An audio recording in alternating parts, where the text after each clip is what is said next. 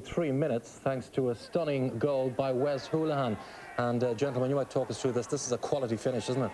That's a great goal by Wes. I mean, that's the quality he has, though. I mean, when he and the little bit of skill as well to create the room. I mean, there was 2 or 3 defenders around him. He just drops a shoulder, gets a yard, and I mean, the finish is of the highest quality. Like, yeah, Drogheda struck back shortly afterwards. Poor defending there. I think they'll be disappointed to concede that goal. He gets in too easy for my liking there. I think it was Curtis was coming across to him, and he got in front of him, got in too easy. And then Stuart Byrne gave Shells the lead again. Another good strike again, isn't it, from distance again? I mean, Stewie Byrne has got a lovely technique to him. I mean, great strike of a ball, hasn't he got a real smooth connection to it? And he's done it a few times, and again with his left foot, which isn't his best foot, but he struck that really well.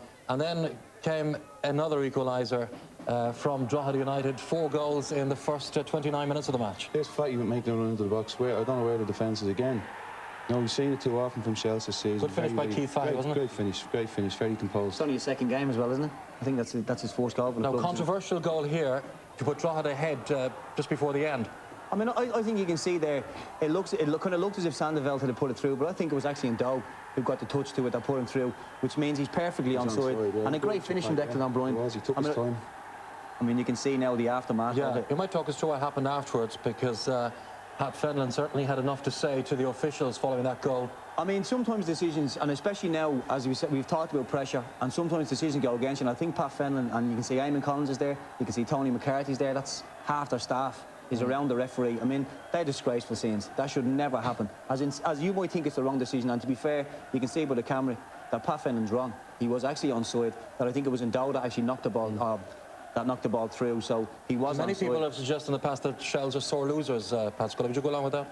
Well, over the course of the season, Trevor, I mean, we've seen now probably on 5 or 6 occasions there's been trouble after games, they're contesting decisions, and basically, you know, and they're wrong there. I mean, you can't behave like that. That's no way to behave. I mean, you're talking about a professional club that are trying to set high standards, and that kind of stuff, and you see Pat Fenlon getting sent off, and again, that's happened to Pat now probably 2 or 3 times, and he really has to learn to calm down.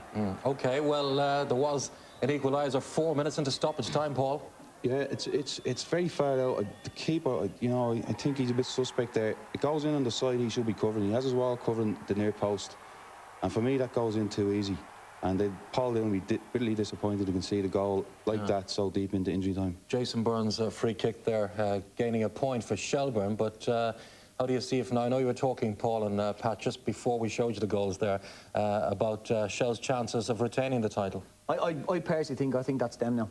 I think it was a massive game for them. I think with Cork drawn, Derry drawn, I think they had a good chance. And I thought they would have gone, Talcott tonight, they would have gone out and really showed what they were made of and win the game.